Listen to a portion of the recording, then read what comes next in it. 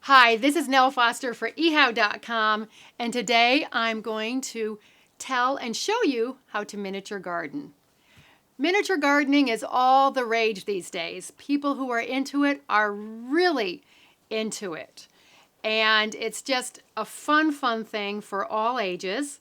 You can Google miniature gardens or miniature gardening, and you can find a lot of small things online, something a lot like this. This is actually for a miniature garden. It's a little watering can and a little wheelbarrow if you wanted to make like an English garden. But you can make a Zen garden, you can make an English garden, you can make a cottage garden, you can make a fairy garden. There's all different kinds of things. You can even get a miniature garden kit where everything comes already made for or already to assemble, so you don't really have to pick out all the components yourself. But that's all the fun part. But me, I wanted to do things that were really fun and that I had a lot of the things that I didn't have to buy too much. So I think I'll start with this one. This one would be a really fun garden for kids. I call this my Jurassic Park with insects and amphibians garden. So what a little boy wouldn't want to make this. So what I did is I started with this bowl. It's actually it's one of my kitchen bowls. And I filled it with gravel about up to here because it has no drainage, and that's what you'll want to do if you have live plants in here. The other thing you can do is you can use artificial plants because they make artificial plants especially for miniature gardens. So if you don't want to worry about the care of the plants, you can just use the artificial ones. So I started with a peperomia, and this is a bromelia that broke off in my garden. But I have filled it with a very loose potting soil, and this is only a 4-inch plant, so I didn't have to dig too much. I just put it in there, and then I topped it with soil. And then what I've done is I put glass chips in here as ground cover. And these 3 little frogs, there's another little one back here somewhere. Oh my goodness, I don't know where the other frog is. Oh, here it is.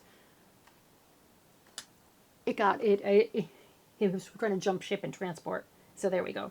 And I put a little bit of moss there. These little frogs I got at a toy store.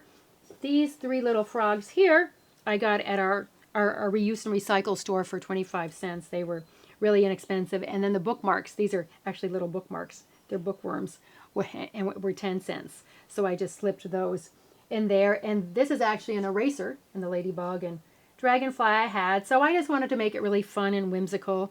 So then I added in a little bit of glitter fern for some sparkle into there. And then these are colored shells. Actually, my neighbor came over and looked at this garden. He said, "Are those M&Ms?"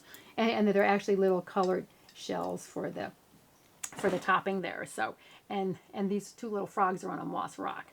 So that is just a great project for a kid to do. And now this one I call Cabo San Lucas in a truck, because you can get a beachy scene that is a desert. So I lined it with, I left this down a little bit. I lined it with a heavy garbage bag, and then I filled it with the cactus mix. I put this in here. This is actually a pumice stone. I put this in here first, and then this is some teddy bear cholla wood behind there. Planted those in. I did this glass as the beach, and here's the water, and then this is a little dolphin I got at one of the tourist shops downtown. And these are these little bouncy balls I thought were kind of fun for beach balls. And then if you wanted to, and you could actually add a little cocktail umbrella in for the beach umbrella. And if you didn't want that much color in, you could go with some of these tillandsias, because they actually look like agaves.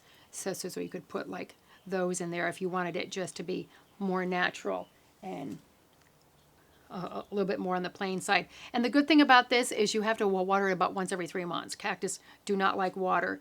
It's a great project for kids up to grandma and grandpa to do, because you don't have a garden. You don't have to lug heavy bags of soil. You can use a whole wide array of containers. You could do a terracotta saucer. You could do ceramic. You could do it in an old drawer Or you could use something like this. It's my dad's old truck that he used to play with. It's an old Keystone truck. And I thought this was really fun. So put your creative cap on and think of what kind of miniature garden you're going to do.